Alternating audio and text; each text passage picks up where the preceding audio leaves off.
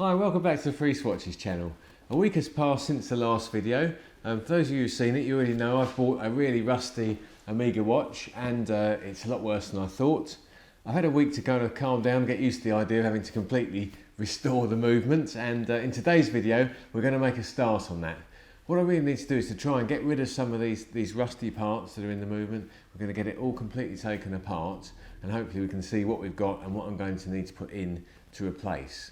So no point hanging about, we'll get straight over to the bench and we'll start looking at the movement itself and what we're going to need to do. So here we are at the bench and I've got the movement here in this pot. What I've done, I've soaked the movement in oil. Because it was so rusty, what I find is that this allows you to be able to actually get the rust off a lot better. So I've just soaked the whole movement in oil. It's been in there for a couple of days now. So I'm going to try and take it out of here now. We're going to try and get some of these parts here out. I don't know if you can see that rusty lump there at the bottom. That's supposed to be the keyless work. These are the parts that allow you to adjust the time, and it's just one big lump of rust. So I'm not expecting to be able to get much of that out. What I'm going to do now is get the movement into a movement holder, and we're going to try and get those parts out and see how far we can get with that part of the disassembly. I'm expecting to replace most of those components. Here's our movement holder, so let's get that into the movement holder now, and we'll just have a look and see. I have probably seen one this bad before, but I don't recall seeing one this bad, where it's just, the keyless work has been completely turned into a solid piece of brown material, but that's where we are. Right, so I'm going to have a go at that, so we'll cut the camera and I'll be back in a second and see how I got on.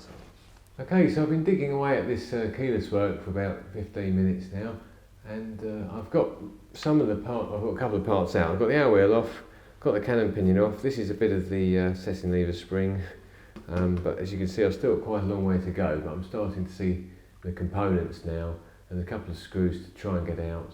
So that's the progress report. I'll get my head down and get back onto it. Back to you in a moment. Right, so I've been trying to remove these components for a bit longer now, and what I've found is that the setting lever spring, the clutch wheel, the winding pinion, the yoke, the spring for the yoke, all of the parts that are here are effectively all turned into one homogenated lump of rust, and which really is beyond salvage. I've had a dig around and you probably see the main plate starting to come through in the middle of that rusty pile there, because I wanted to see if I could try and excavate the parts out, as it were, to clean this area up. What I've concluded after a period of time is that this area is going to need to have these parts. I'm going to have to dissolve these parts in acid in order to keep the main plate nice and clean, because if I really dig in and try and excavate these parts out, then I'm going to potentially scratch the main plate. So I've resolved myself to having to go for that extra step, which will probably take a few days for the acid to eat all of this rust away, but I think I'm going to have to do it. So with that in mind, there's not much else I can do on this side, because I've got the cannon pinion and the hour wheel off at the centre there. So I'm now going to turn the movement over and I'm going to start work on the other side. Since I've soaked the movement in the oil, what I've noticed is the movement is actually looking, I don't say okay is an exaggeration, but a lot of the rust has lifted off already. So my next step now is to start to clean off some of the rust that we've got on there and see what screws I can remove on the train side of the movement to see how far I can go in terms of taking it apart this way. What I want to do is take as many of these components off as possible, because then hopefully I can just be left with the main plate, the plate that all these parts are sitting on, and that can go into an acid bath, and then I can dissolve the parts that are on the other side that are still just one lump of rust and not coming off, or that I've struggled to get off myself. So I'll just get this back into the movement holder again, and I'll be back to you in a moment once I've had a go at getting some of these parts out. 6 hours later. What are you doing? Are you alright? Oh, we're sorry, we're doing a video, aren't we? Yeah. Sorry. Okay, this is about as far as I'm going to get with this movement, I think. I haven't done too badly, considering. We've got the barrel bridge and I've got the train bridge off, so that's good. So you can see all the train wheels are here. Most of them are useless. They're just, all the pinions are rusty, the escape wheel's rusty, the barrel's out, but the arbour's rusty. The barrel itself might be okay. I might be able to get that cleaned up. That'll be another job in itself, but something for me to do, probably off camera. As far as what I couldn't get off was concerned, in this area here, you've got the more of the keyless, you've got the clutch wheel and winding pinion. Both of those are complete lumps of rust, so they're not coming out.